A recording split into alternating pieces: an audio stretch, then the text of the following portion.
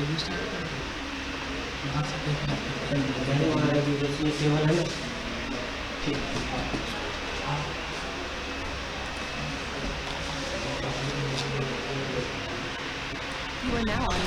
Good afternoon बच्चों।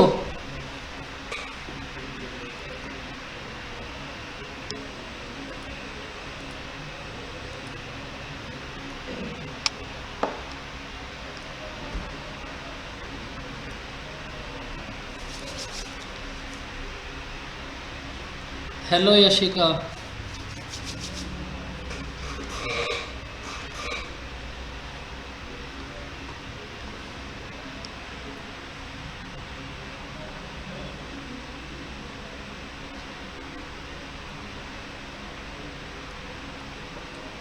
Hello दर्पण। दर्पण आपको जो वीडियो थी वो मिल गई क्या? मैंने आपको आपका नंबर रोमा मैम को दे दिया था। और बच्चों आप सब ज़्यादातर ये कोशिश किया करो, अगर वीडियो को लेकर कोई भी आपको नहीं मिल रही या फिर कोई भी डाउट है तो आप रोमा मैम को मैसेज किया करो, क्योंकि अगर आप मुझसे बोलोगे फिर मुझे भी उनसे बोलना है।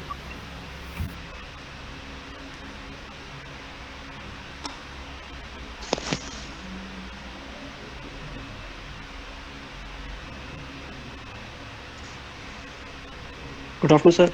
Good afternoon Deepak. तो आप इस बारे में भी सर एक अभी बार, हाँ अभी स्टार्ट भी नहीं हुई, आपका ही वेट था। ओके ओके आप दर्पण इस बारे में भी एक बार रोमा मैम से बात कर लेना, कुछ ना कुछ सॉल्यूशन तो जरूर होगा।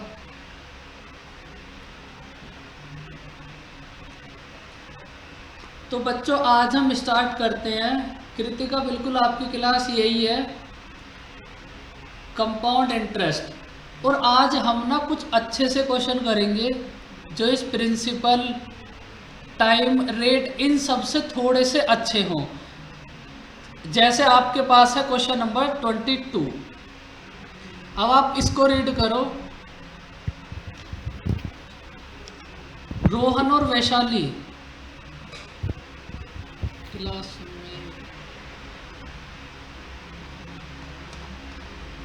क्वेश्चन नंबर 14 समझ आया था आपको?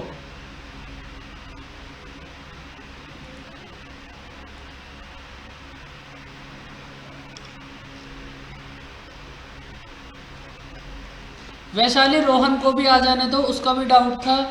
तब तक आप इसी को करते हैं सब, मेरे याद है एकदम।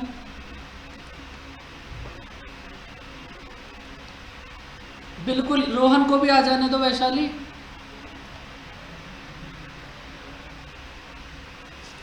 तो अब आप क्वेश्चन नंबर 22 को रीड करो।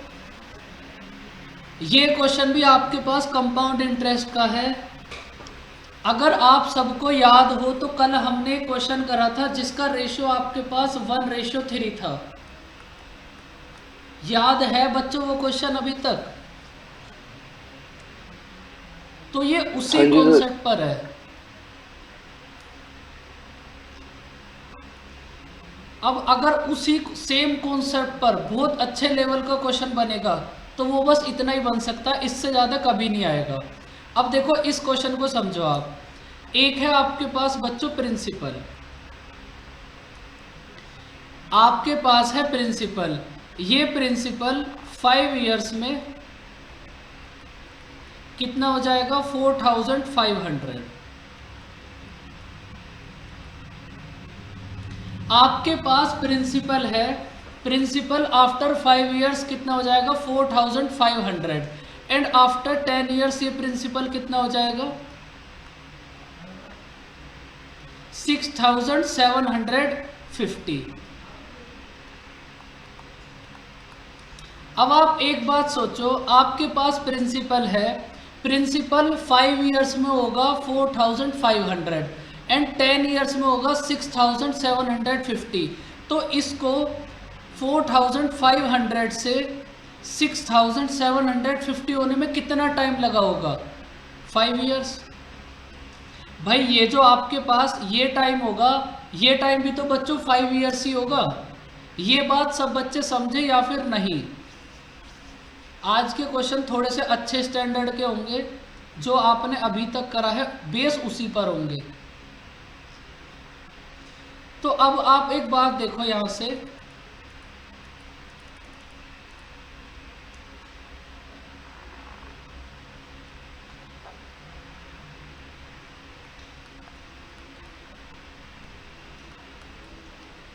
अब आपके पास टाइम है बच्चों सेम 5 इयर्स एंड 5 इयर्स।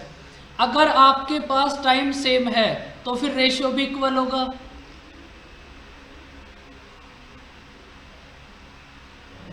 देखो आपके पास कोई प्रिंसिपल है कृतिका, उसको यहाँ से यहाँ तक होने में ना 10 इयर्स का समय लगा, तो यहाँ से यहाँ तक तो उसको 5 इयर्स का टाइम लगेगा ना, क्योंकि ये जो प्रिंसिपल है ये प्रिंसिपल भी देखो, ये आपके पास प्रिंसिपल है, ये प्रिंसिपल आफ्टर 5 इयर्स बाद कितना हुआ होगा 4500, और जब उसके नेक्स्ट वाले 5 ईयर होंगे तब ये कितना होगा इतना।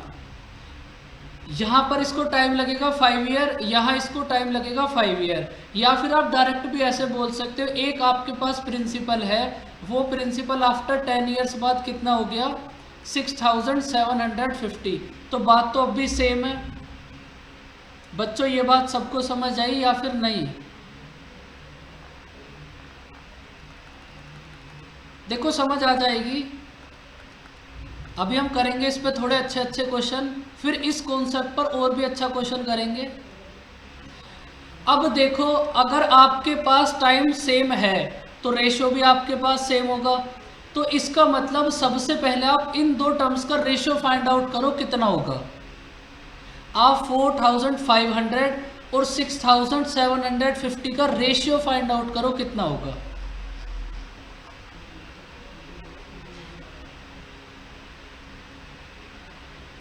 अभी देखेंगे, एक सेकंड रुको देवाप्रियो, सबसे पहले इसके बेसिक को समझो। आप जब सबसे पहले आप इन दोनों का ना रेशियो फाइंड आउट करो, रेशियो फाइंड आउट करो, इन दोनों को 5 से डिवाइड करो, कितना होगा 90 और 135 25 सर, 25 सर, 35 होगा।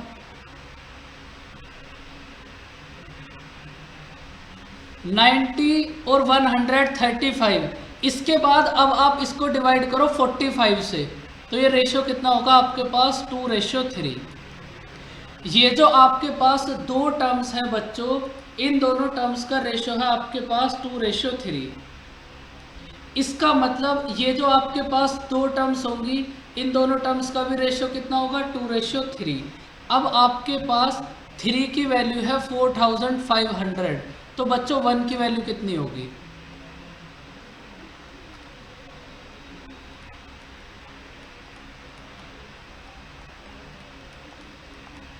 वन की वैल्यू होगी बच्चों 1500, तो आपके पास 2 की वैल्यू कितना होगी 3000। तो इसका मतलब आपका प्रिंसिपल कितना होगा 3000। ये सेम वही कॉन्सेप्ट है जो कल आप सबने करा था। 3 की वैल्यू आप देखो, फिर से समझो।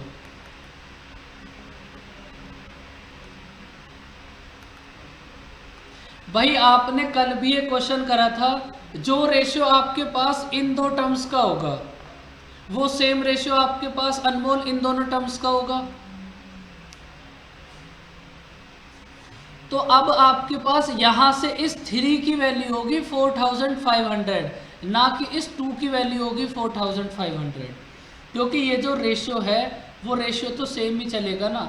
जो रेशियो इन दोनों टर्म्स का है वही रेशियो इनसे पहले वाली दोनों टर्म्स का होगा, और वो सेम रेशियो इनसे नेक्स्ट दोनों टर्म्स का होगा। तो 3 की वैल्यू है आपके पास 4500, तो यहां से 1 की वैल्यू कितना होगी 1500। आपको फाइंड आउट करना है प्रिंसिपल, मींस 2 की वैल्यू, तो 2 की वैल्यू कितना होगी 3000। प्रिंसिपल होगा आपके पास 3000। ये तो था इसका बेसिक कॉन्सेप्ट, ये तो आपको हमेशा ही पता होना चाहिए। यहाँ से ना आप एक बात समझो, जैसे आपको ये P की वैल्यू फाइंड आउट करनी है, तब इनका रेशियो है आपके पास 2:3। लेकिन सपोज करो अगर ये आपको इस वाले P की वैल्यू फाइंड आउट करनी होती, ये टाइम भी होता 5 इयर्स, और आपको इस P की वैल्यू को फाइंड आउट करना होता, तो ये भी होता आपके पास 2:3। 2 की वैल्यू होती है आपके पास 6750 और 3 की वैल्यू आपको फाइंड आउट करनी है।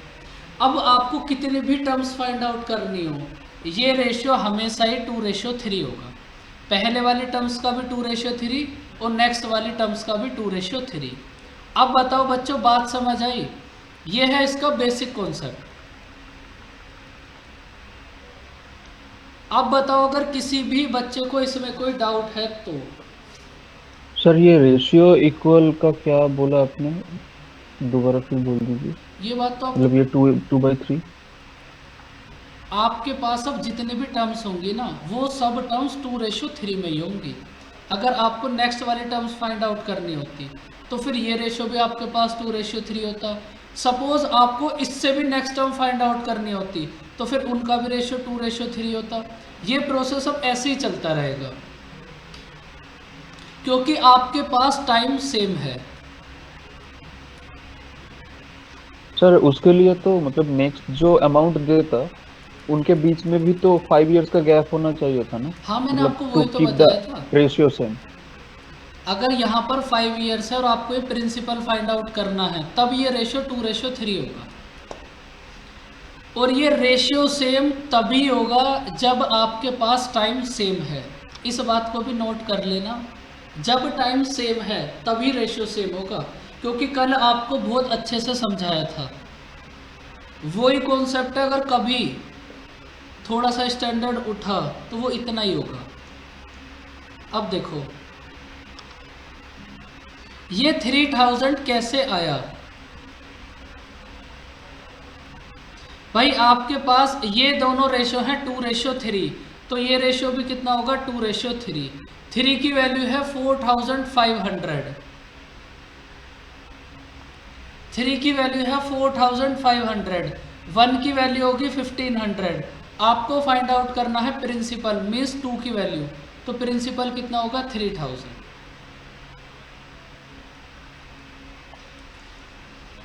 अब ना यहां से आप एक बात और समझो,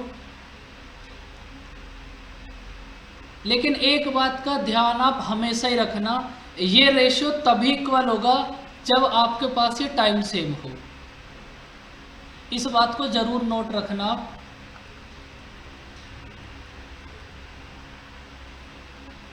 क्योंकि अगर टाइम ही चेंज हो गया फिर तो रेशियो अपने आप ही चेंज हो जाएगा।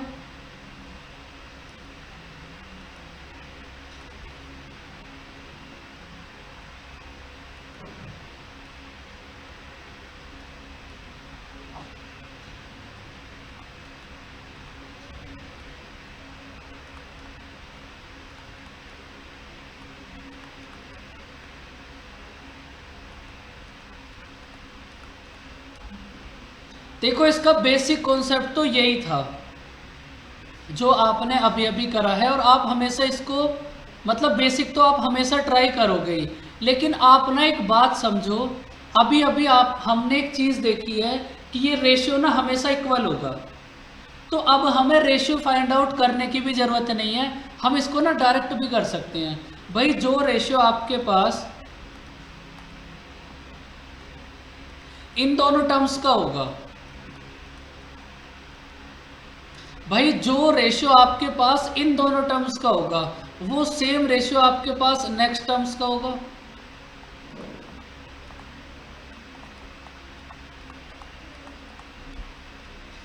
तो अब आप यहां से भी प्रिंसिपल फाइंड आउट कर सकते हो। भाई जो रेशियो आपके पास फर्स्ट 2 टर्म्स का होगा वो सेम रेशियो आपके पास सेकंड दोनों टर्म्स का होगा। तो आप इसको ऐसे भी सॉल्व कर सकते हो, यहां से भी P की वैल्यू सेम आएगी। आपने बच्चों अभी यही तो करा था, जो रेशियो सेकंड दोनों टर्म्स का था वो सेम रेशियो फर्स्ट टर्म्स का था। ये बात समझ आई बच्चों?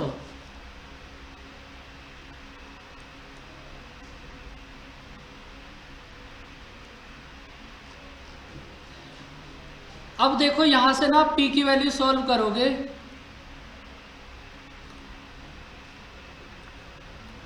तो आपके पास ना एक चीज आएगी 4500 मल्टीप्लाई 4500 अपॉन 6750। तो पी की वैल्यू थोड़ी ना चेंज होगी, मेथड चेंज करने से आंसर थोड़ी ना कभी भी चेंज होगा। पी की वैल्यू फिर से कितना आएगी 3000। अब ना टीचर्स ने क्या कर रखा है, इसकी ना एक छोटी सी ट्रिक बना दी और उसको सब बच्चे रटे ही जा रहे हैं, रटे ही जा रहे हैं। वो ट्रिक क्या है अब आप वो भी देख लो। सबसे पहले ये बताओ यहां तक की सारी बात समझ गए?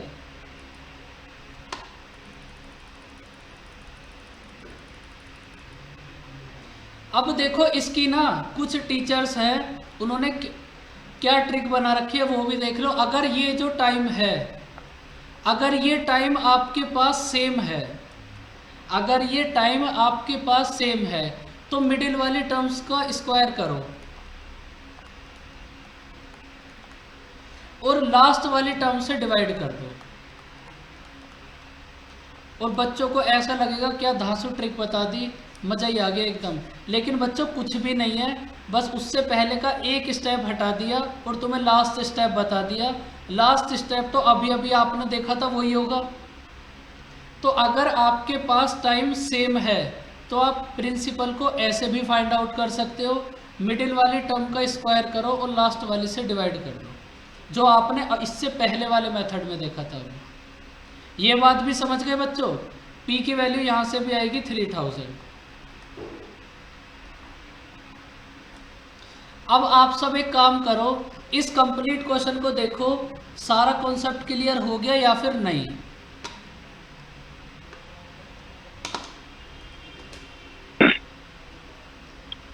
सर ये वाला तो हो गया पूरा। आप पूछ रहे थे उस क्वेश्चन 14th क्वेश्चन के बारे में। नहीं उसको कराऊंगा, मेरे को याद था, करा दूंगा मैं पक्का। आज स्टार्ट हो गई तो क्लास अब इसी को कर लेते हैं। सर हाँ जी सर ये वाला जो ट्रिक बोला है आपने, मतलब 4500 का स्क्वायर बाई 6750, सपोज इन दोनों में, मतलब सपोज ये दोनों टर्म के बजाय 3 टर्म्स होता है, तब तो ये फॉर्मूला का कोई मतलब तब कैसे कर, मतलब 3 सपोज टर्म्स का भी होगा 4500। ही। अगर 3 टर्म भी होंगी ना तो ये टाइम आपके पास सेम होगा और फिर भी वो रेशियो तो सेम ही रहेगा ना, अगर टाइम सेम है तो।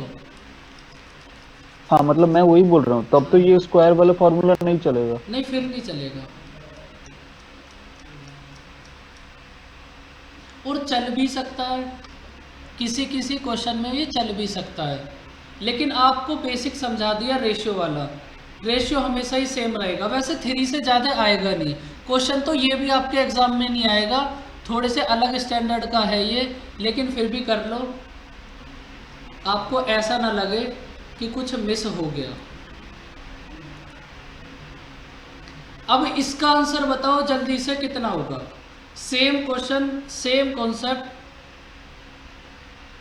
और अब की बार आंसर सब बच्चों का आएगा, चाहे सही आए या गलत आए।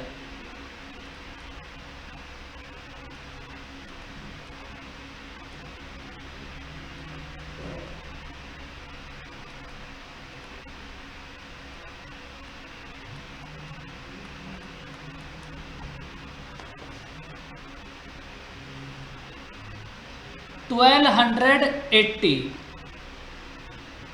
₹1280। बिल्कुल। अब आप सब बात समझ गए, जब भी आपके पास टाइम सेम हो, और इस बात को ना बहुत ध्यान से समझो, जब भी टाइम सेम हो तभी ये चीज़ें एप्लीकेबल होंगी। अगर टाइम चेंज हो गया तो फिर ये सब चीज़ें फेल हो जाएंगी। अगर टाइम सेम है तब आप क्या करोगे, मिडिल वाली टर्म का स्क्वायर करो और लास्ट वाले टर्म से डिवाइड कर दो, आपके पास प्रिंसिपल आ जाएगा 1280।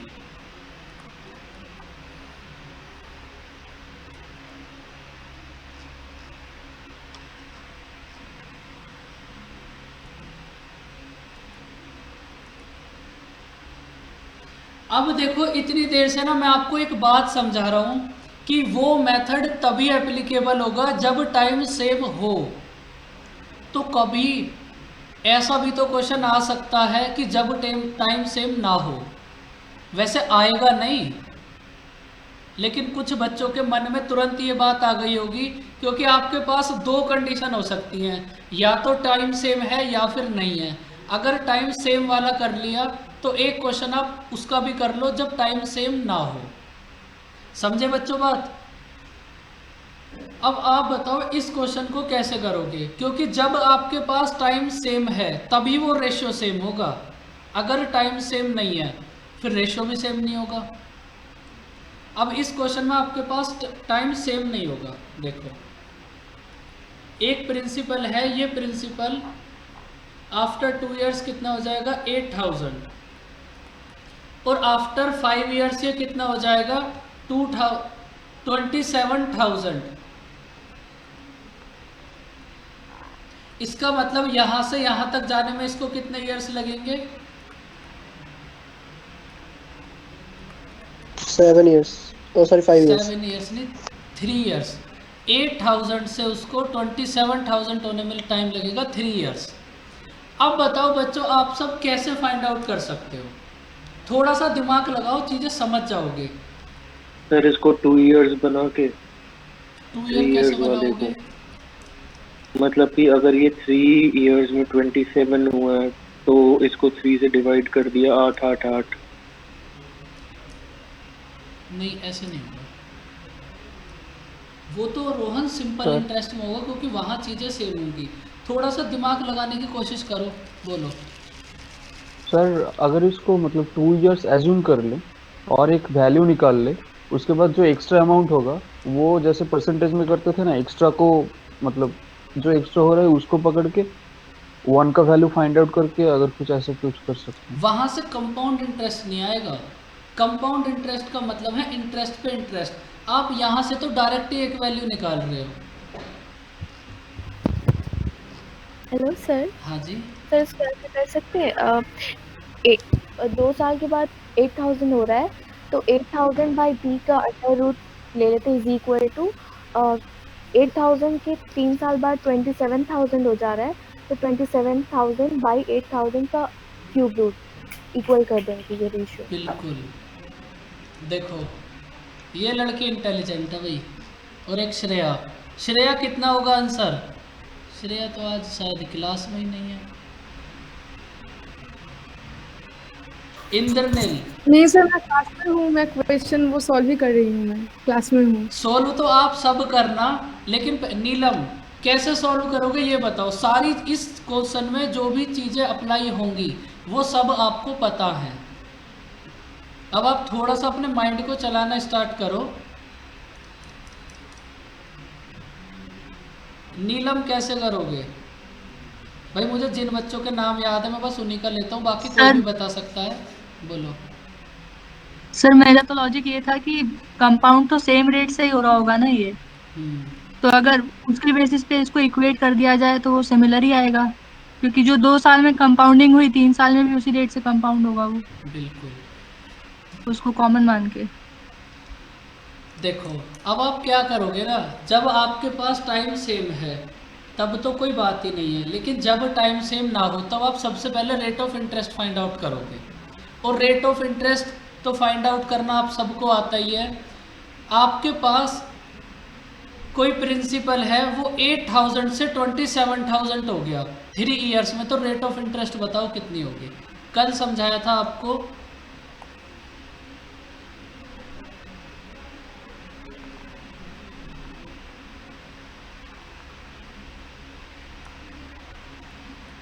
तो आप सब यहाँ से रेट ऑफ इंटरेस्ट बताओ कितनी होगी। टाइम है आपके पास 3 इयर्स। 100%। 50%। भाई टाइम है आपके पास 3 इयर्स, तो आपको एक बात कल समझाई थी कि आप ना कभी भी आपको rate of interest find out करनी हो तो आप ना इसको 1 ईयर पे ले आओ।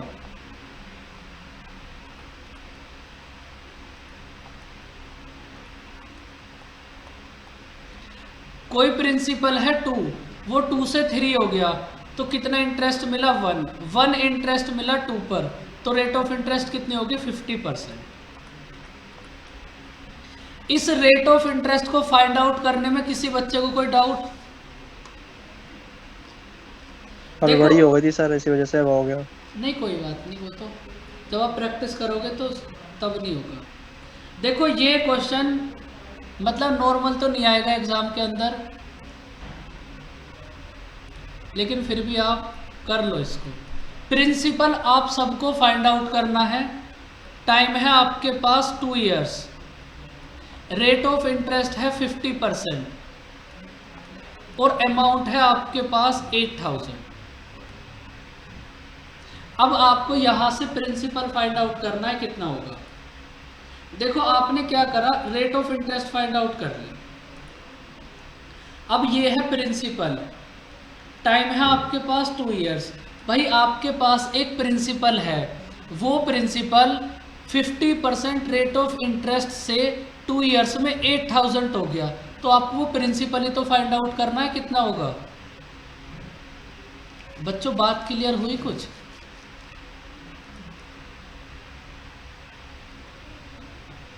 भाई आपके पास एक प्रिंसिपल है, वो प्रिंसिपल 2 इयर्स में 50% रेट ऑफ इंटरेस्ट से 8000 हो जाएगा, तो आपको प्रिंसिपल फाइंड आउट करना है कितना होगा।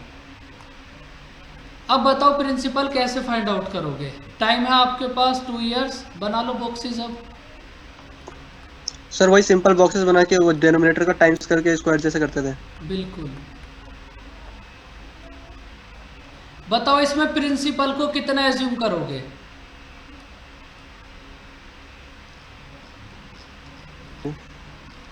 फोर होगा सर। दर्पण 4। प्रिंसिपल होगा डिनोमिनेटर का स्क्वायर 4। अब आप 4 का 1/2 करो, 2 और 2 का 1/2 कितना होगा 1। अब आप ये बताओ,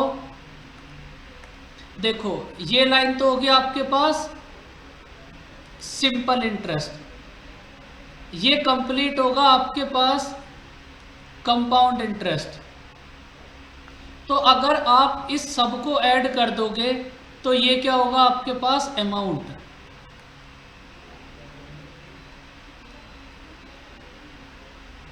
अगर आप इन सारे बॉक्सेस को ऐड कर दोगे तब ये आपके पास क्या होगा अमाउंट। तो यहां से आपके पास अमाउंट कितना होगा, इन सब को ऐड करो 9 की वैल्यू गिवन है आप सबको 8000, तो 1 की वैल्यू कितना होगी। डेसिमल में फाइंड आउट मत करना, डायरेक्ट फाइंड आउट करो। 9 की वैल्यू है 8000, तो 1 की वैल्यू कितना होगी 8000/9। आपको फाइंड आउट करना है प्रिंसिपल मींस 4 की वैल्यू, तो 4 की वैल्यू कितना होगी 32,000/9। ये होगा इस क्वेश्चन का तुम्हारा आंसर। अब बताओ ये अच्छा सा क्वेश्चन समझ आया। देखो बहुत अच्छा क्वेश्चन है ये। मैंने इस क्वेश्चन को बनाने के लिए अपने पूरे दिमाग का यूज करा था।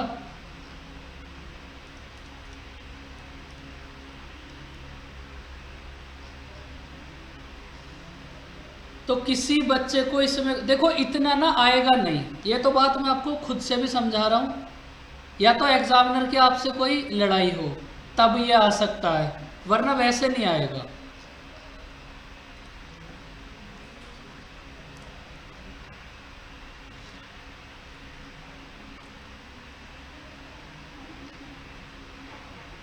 लास्ट में आप कुछ भी कर सकते हो, आपको बस अमाउंट फाइंड आउट करना है। श्रेया मैं कभी भी किसी फॉर्मूले को यूज़ नहीं करता, इसलिए मैं उसको ना हमेशा ही लीव कर देता हूँ।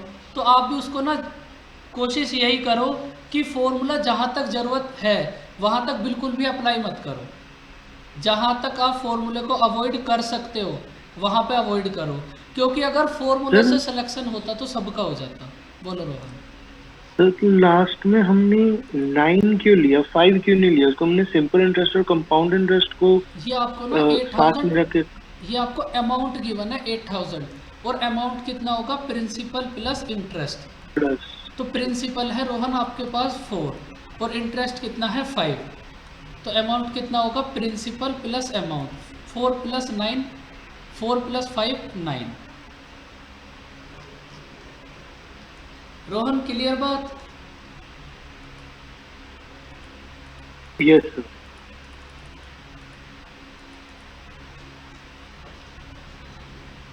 देखो आप एक बात समझो, कंपाउंड इंटरेस्ट के क्वेश्चन में अगर आप कभी भी कुछ भी पढ़ोगे तो principle, time, rate, amount, CISI का डिफरेंस ये सब चीज़ें तो हर कोई बच्चा फाइंड आउट करके जाएगा, मतलब सीख के जाएगा एग्जाम में, चाहे वो कोई भी स्टूडेंट हो।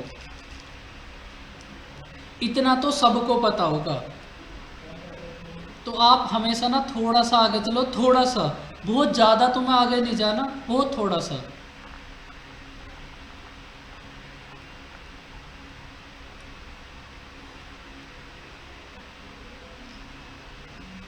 अब आप इस क्वेश्चन को भी रीड करो।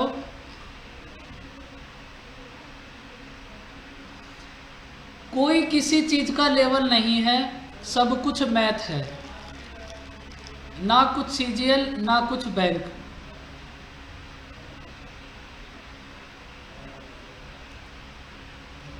मेरी कोशिश हमेशा से ये होती है आपको 200% दिया जाए, चाहे वो क्वेश्चन किसी में भी आया हो। वो क्वेश्चन तो कंपाउंड इंटरेस्ट का है ना, बस बात खत्म। और अगर आपने कंपाउंड इंटरेस्ट करा है तो इसका मतलब वो क्वेश्चन आपसे होना चाहिए।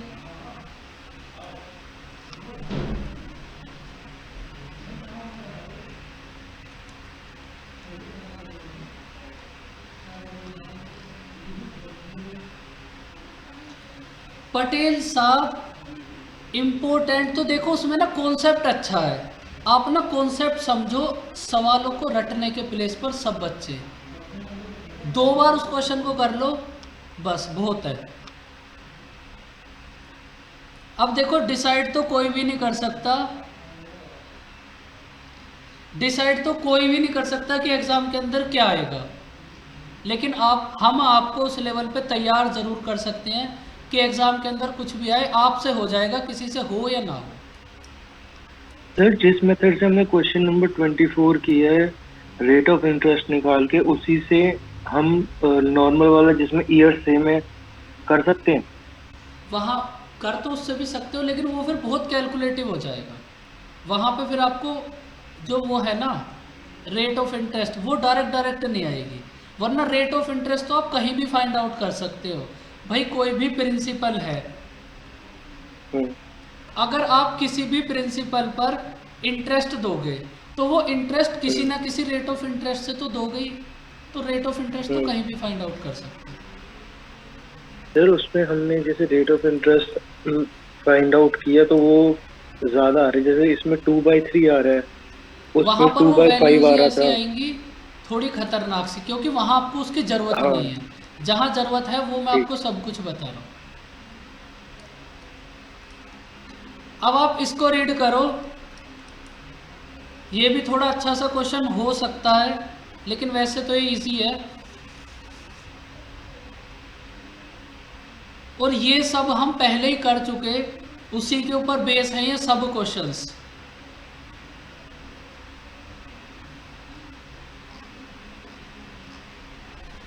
%12.5%, 16 complete 2/3%।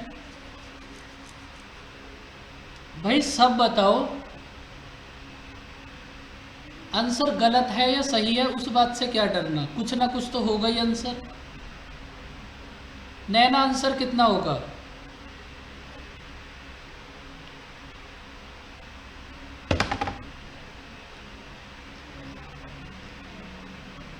गौरव आंसर कितना होगा इस क्वेश्चन का?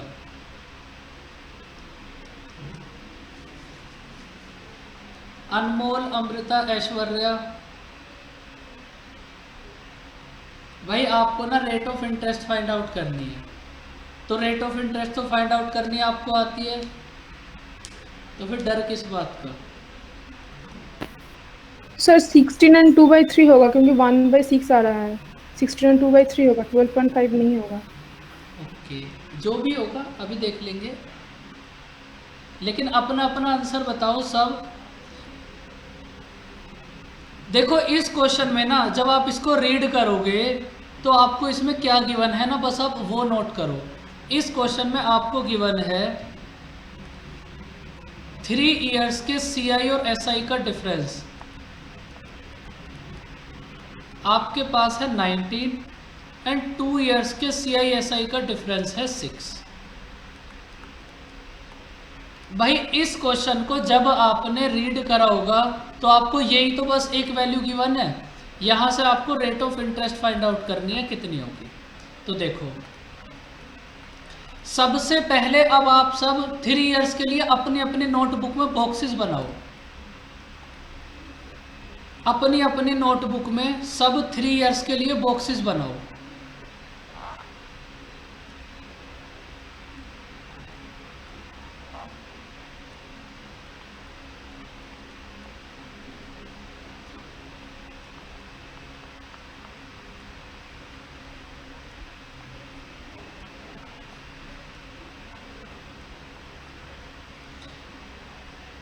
बच्चों आप सबने 3 इयर्स के लिए इतने बॉक्सेस बनाए होंगे, तो ना अब मैं इनमें ना कुछ नंबर्स लिखता हूँ।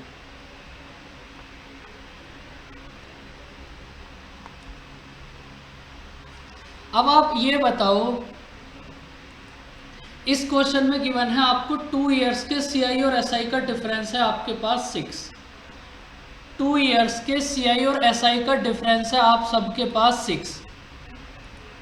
तो ये जो वैल्यू है 6, ये इनमें से कौन से बॉक्स की वैल्यू गिवन है आपको? भाई इस बात को तो बोलो बच्चों। ये जो वैल्यू है 6, ये आपको कौन से बॉक्स की वैल्यू गिवन है? 6, बॉक्स नंबर 4 की। तो अब आप क्या करो, सबसे पहले बॉक्स नंबर 4 में आप नोट कर लो 6। उसके बाद आपको एक बात समझाई थी, जो वैल्यू इस सेकंड थर्ड वाले बॉक्स में होगी वो सेम वैल्यू यहाँ भी और यहाँ भी दोनों प्लेस पे सेम वैल्यू होगी। याद है वो बात? और ये बात आपको बहुत बार समझाई थी कि जो वैल्यू इस मिडिल वाले बॉक्स में होगी वही सेम वैल्यू इन तीनों बॉक्स में होगी। अब आप ये बताओ, आपके पास 3 इयर्स का CI SI का डिफरेंस है 19। आपके पास 3 इयर्स के CI और SI का डिफरेंस है 19। आपके पास 3 इयर्स का CI और SI का डिफरेंस कितना होगा? भाई ये सारे बॉक्स मिलकर ही तो CI SI का डिफरेंस है, और आपको इसकी वैल्यू गिवन है 19। तो इसका मतलब ये जो एक बॉक्स रिमेनिंग है इसमें कितनी वैल्यू होगी? 1।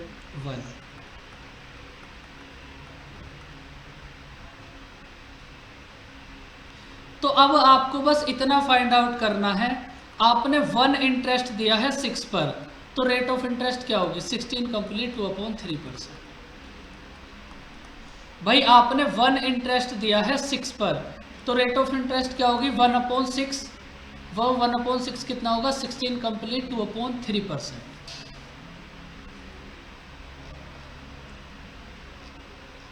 बात समझ आई बच्चों?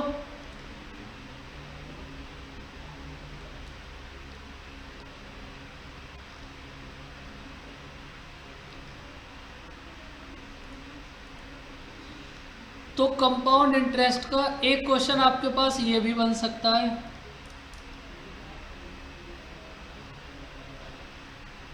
ये तो बहुत इजी था, आप इसको तो डायरेक्ट भी कर सकते हो। देखो कैसे, आपको एक बात पता है, अगर आप इसको दिमाग से करो कि जो वैल्यू इस वाले बॉक्स में आएगी वो सेम वैल्यू यहाँ भी, सेम वैल्यू यहाँ भी, इसका मतलब ये जो 6 है ये 3 टाइम्स आएगा। तो एक जो आपके पास लास्ट वाला बॉक्स बचा श्रेया, उसमें कितना आएगा? अगर आप इसको विदाउट पेन करो तो उसमें आएगा आपके पास 1, और ये 1 इंटरेस्ट आपने किस पे दिया है? 6 पर, तो 1/6 कितना होगा? 16 कंप्लीट 2/3%। लेकिन इतना फास्ट आप इसको अपनी प्रैक्टिस से कर सकते हो, और इसका कोई भी मेथड नहीं है इसके अलावा। और इतनी प्रैक्टिस आपकी मैं खुद ही करा दूंगा, आप टेंशन ना लो।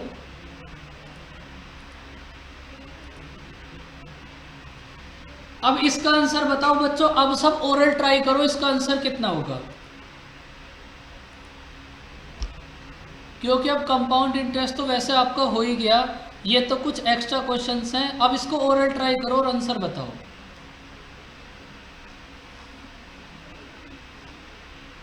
बिल्कुल ये होगा 1/8 और 1/8 कितना होगा 12.5%।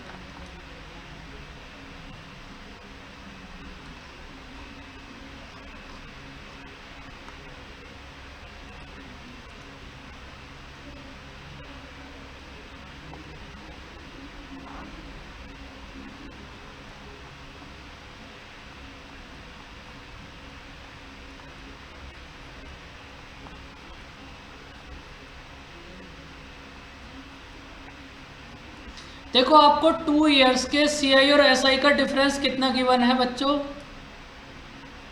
भाई क्वेश्चन तो आप सबने रीड कर ही लिया होगा।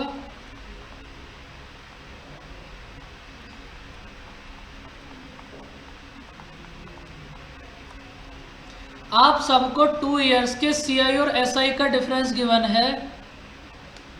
कृतिका मैं आपको सब कुछ दोबारा कराऊंगा, लेकिन आप फिलहाल इसको समझो, कंपाउंड इंटरेस्ट पढ़ रहे हो, परसेंटेज में दिमाग है। ऐसा बिल्कुल मत करो, जो चीज़ एक बार चली गई वो दोबारा नहीं आएगी, ये समझ लो। मतलब इस बैच में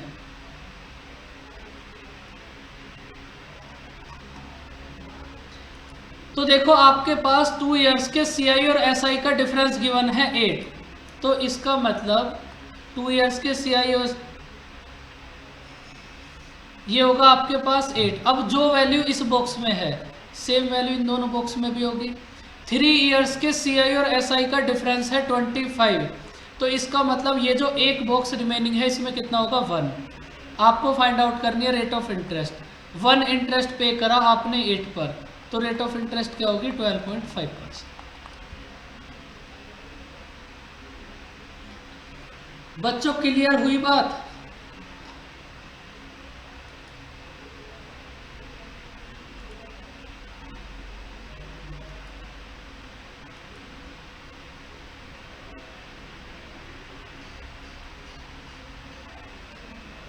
बच्चों ये क्वेश्चन हो नहीं पाएगा, इसको कल ही करेंगे। आप सबसे पहले अब आप आज की क्लास में देखो, किसी को कोई डाउट?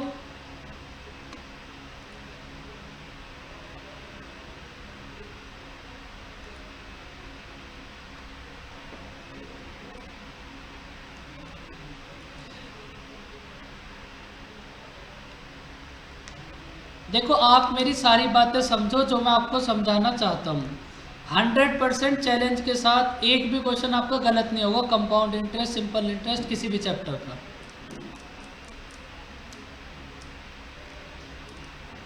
अब बताओ इस क्वेश्चन में किसको डाउट था, बोलो। सर वो 25 नंबर जो क्वेश्चन है ना, क्वेश्चन नंबर 25, उसमें अगर प्रिंसिपल फाइंड आउट करने बोलता तो हम लोग बैक ट्रैक करके उसको ऐसे निकाल सकते थे ना, दैट प्रिंसिपल इज 216। वो नेक्स्ट क्वेश्चन वही है जो मैंने अभी आपको हटा दिया था ना, वो वही है क्वेश्चन। ओके, आपको सब कुछ करा दिया जाएगा, बिल्कुल परेशान ना हो, क्योंकि जो सब चीज़ें आपके माइंड में आती है ना वो आपसे पहले मेरे में आ जाती हैं, और जो मेरे माइंड में आती है उसको मैं खुद ही ऐड कर देता हूँ। इस क्वेश्चन में किसको डाउट था भाई, अब बताओ। सर इस क्वेश्चन में मुझे ये पूछना था कि हमने इसमें जो 3 इयर्स को अज्यूम किया था वो हमने इस हिसाब से किया था क्योंकि इसमें हाफ ईयरली दिया हुआ है। हाफ ईयरली, क्योंकि जो कंपाउंड इंटरेस्ट है वो आपके पास 3 बार अप्लाई होगा ना भाई। एक तो होगा फर्स्ट 6 मंथ में, उसके बाद फिर से 6 मंथ बाद, और उसके फिर से 6 मंथ में, और थर्ड 6 मंथ में। तो टाइम इसलिए 3 इयर्स। ठीक है, हमने उधर 3 ले लिया। फिर सर हमने इंटरेस्ट हमने 10 क्यों लिया था इसमें, उसको हमने 2 से क्यों डिवाइड किया था? 20% रेट ऑफ इंटरेस्ट है, देखो ये है 1 ईयर की, लेकिन जो कंपाउंड इंटरेस्ट आप लगाओगे वो तो 6 महीने बाद लगाओगे ना, आफ्टर 6 मंथ।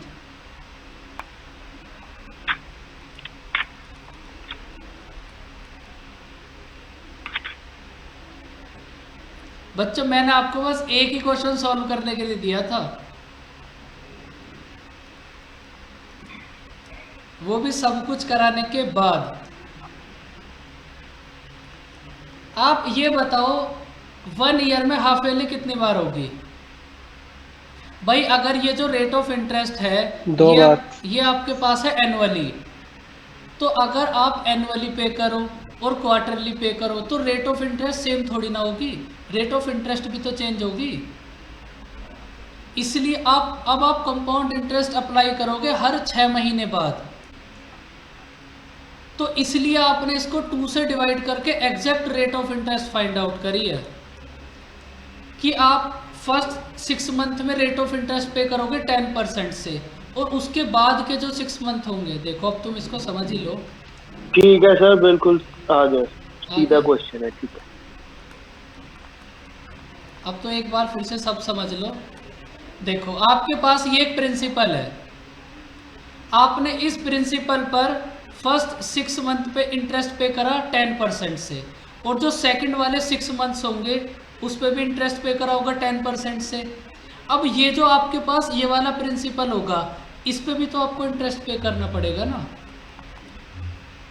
अगर अब आप कितना इंटरेस्ट पे करोगे 20%, 21%। अगर आप क्वार्टरली के अकॉर्डिंग पे करोगे, लेकिन अगर आप ईयरली पे करोगे तो कितना पे करोगे 20%।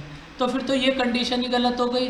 अगर 20% से ही पे करना था तो हाफ ईयरली देने की जरूरत ही नहीं थी।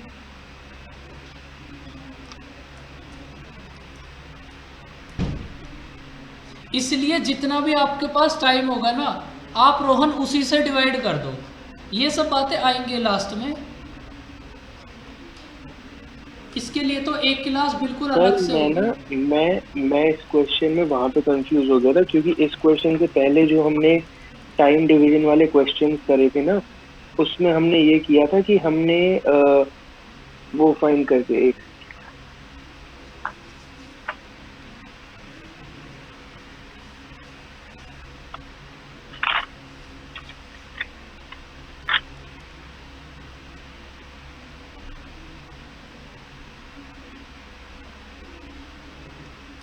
भाई बाकी हमने सब सर हमने इनसे पहले वाले क्वेश्चन में जब जैसे हमारे पास 1 ईयर 4 मंथ था, तो हमने वो 2 इयर्स का अज्यूम करके फिर उसको कन्वर्ट किया था। तो मैं यहाँ पे कंफ्यूज हो गया था कि इसको करके फिर कन्वर्ट करेंगे या हमने क्या किया, लेकिन अब क्लियर हो गया ना सर। इसी उससे जो हमने जैसे इस क्वेश्चन में किया, हमने उसको 3 कर दिया। अब यही सेम चीज हम वो क्वेश्चन जिनमें 1 ईयर 4 मंथ आते हैं उनमें भी लगा सकते हैं, लेकिन वहाँ पे क्वार्टरली लिखा होना जरूरी है। अगर क्वार्टरली नहीं लिखा होगा तो फिर हम 2 इयर्स अज्यूम करके फिर उसको डिवाइड करें। हाँ, क्योंकि इसमें इस हाफ ईयरली, इसको हाफ ईयरली देने का मतलब ये है रोहन, क्योंकि पहले इसके 3 हिस्से कर दें। हाँ, क्योंकि पहले जो इंटरेस्ट आप 1 साल बाद देते थे ना, अब उस इंटरेस्ट को 1 साल में 2 बार दोगे। हाँ, इसलिए यहाँ हाफ ईयरली लिखा है। और किसी बच्चे को कोई डाउट, दिल में कोई दर्द, कोई गिला, कोई शिकवा तो बता सकते हो आप।